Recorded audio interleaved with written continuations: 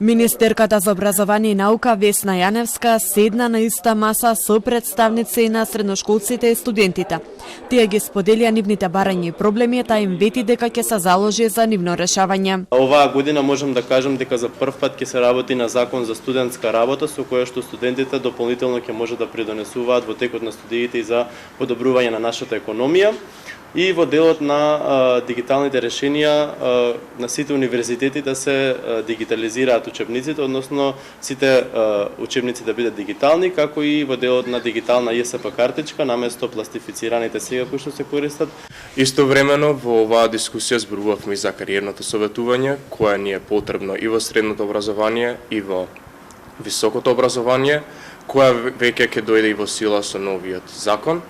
Зборувавме за државната матура, подобрување и најакнување на легитимноста што ја држи во нашата држава и генерално во другите земји. Јаневска најавува големи реформи во образованието и многу ке во незините изјави посредбата.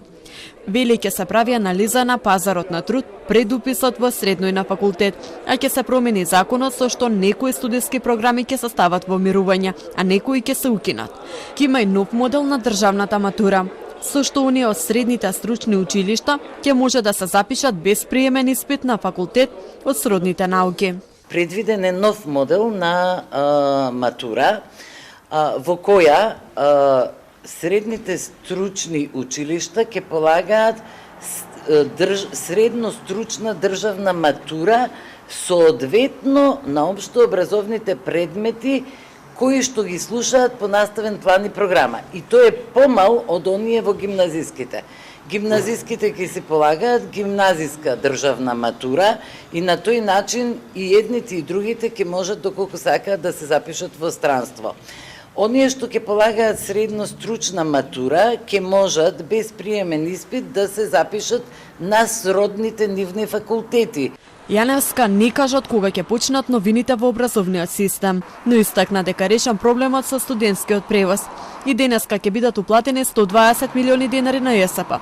Најави дека се размислува да се зголеми опфатот на студенти кои земаат студентски оброк, а дополнително ќе се разгледува и можноста за негово зголемување од сегашните 140 на 160 денари дневно.